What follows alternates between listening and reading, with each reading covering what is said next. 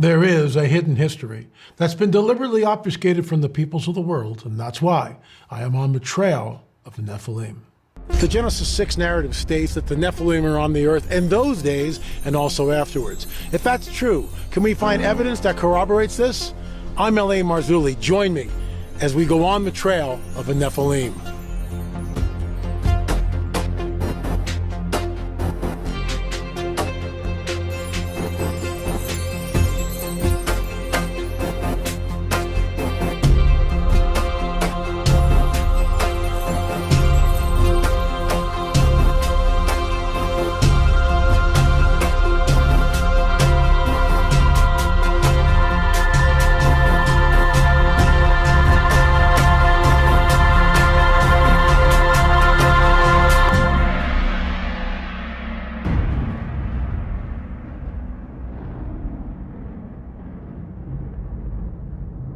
We're going to go to South America. I was there years ago with Brian Forrester as our guide, which was really incredible.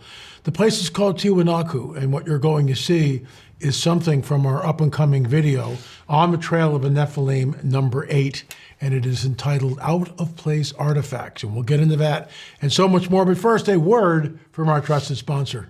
Folks, if you started to notice an increase in the appearance of wrinkles, fine lines, bags under your eyes, or other usual signs of aging, it might be more than just stress from the new year. Your collagen levels could be low. As you've gotten older, you may also found that your nails are more brittle, hair is thinner, and skin isn't as strong, which can be related to declining collagen production. Folks, this stuff works, and I want you to try it as well and experience the amazing effects it's had on me. Get a bag today for 51% off, plus receive several free bonuses before their New Year sale ends by going to healthwithla.com. That's healthwithla.com, and get ready to look your best in 2023. So John Adams has two stills from that expedition. First of all, it's unbelievable because you're up 10, 12, 13,000 feet above sea level. There's this barren plain that you see. The wind is howling. We were there sort of, I think, really not in the winter months, but getting close to like fall.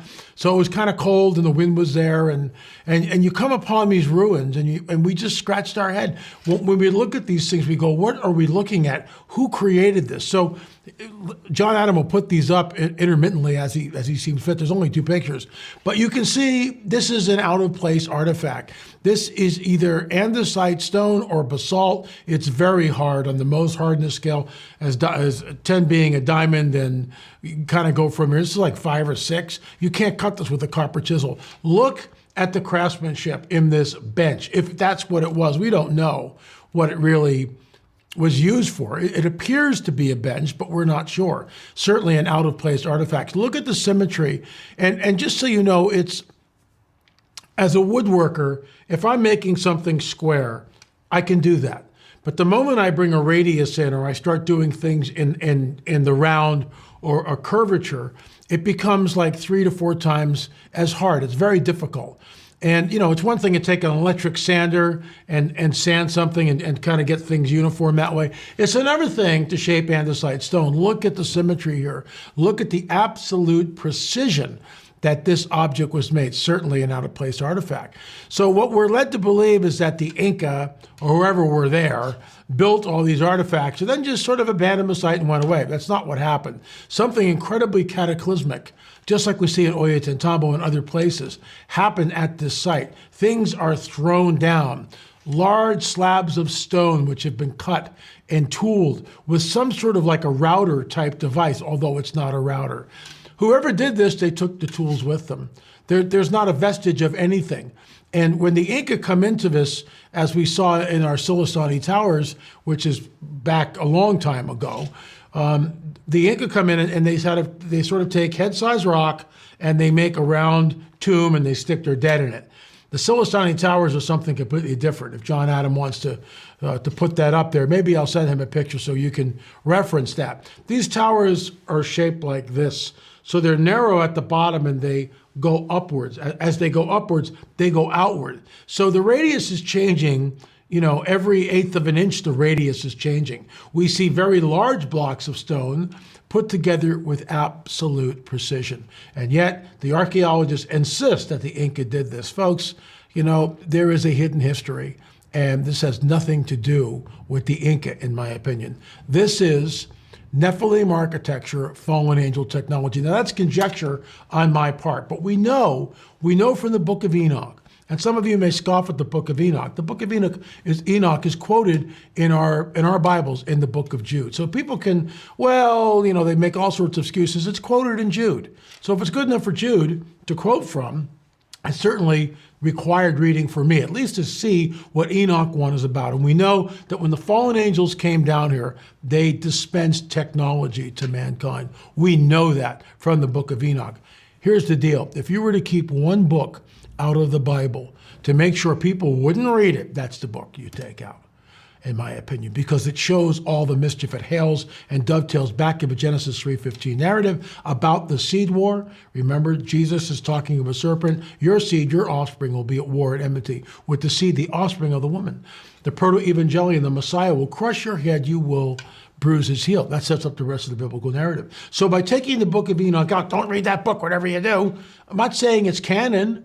The Ethiopian people believe it's canon. It precedes the Book of Genesis in their Bible. And you can go to the King James only all you want. I mean, I totally get that. There's people who are, staunchly, King James only. If I'm looking for something, just so you know, I'll read every translation I can get my hands on to get some sort of a consensus. I'll look up the words in a concordance. And now online, you can just go click, click, click, and there it is. Or I'll look in the Bible, every place this word is used, and get some sort of an idea, some sort of an overview of what we're looking at. So while the Book of Enoch is non-canonical, and I treat it as such, we can certainly appreciate its historicity. And once again, going back to Tiwanaku and looking at this out-of-place artifact, the film might be available sometime in the not too distant future. I am in edit mode, and we'll be editing that until it's done. We haven't had anything on the trail in over a year, so I apologize for that, and we'll be getting into it. By the way, number 5 is off to the Duplicator, our UFO series. It's on crop circles. The cinematography is amazing, and you'll see for yourself what these enigmatic circles are. We call it exposing the hidden language of the dragon, and that's what we think we're doing here in this film. It'll be available. There is a pre-sale right now, lamarzulli.net. You can get all 4 by going to lamarzulli.net. Good news, number 4 will be on our streaming site very shortly, probably tomorrow, Wednesday. We'll have it up on the streaming site, streaming.lamarzulli.net. Thank you so much. Our family is under attack, so what else is new? Gee, the enemy doesn't like what we do here, and we expose the works of darkness. Our mission statement: to expose the deception of the prince of the power of the air, and to herald the return of the King, Jesus. With everything that's going on, he can't be too far off. And all of our films, specifically the UFO films 1 to 5, expose the dark secrets of the dragon, and that's what we get into. Thanks so much for watching. We'll see you back here tomorrow with a very special UFO update. Remember, there is a hidden history that's been deliberately obfuscated from the peoples of the world, and that's why I am on the trail of the Nephilim.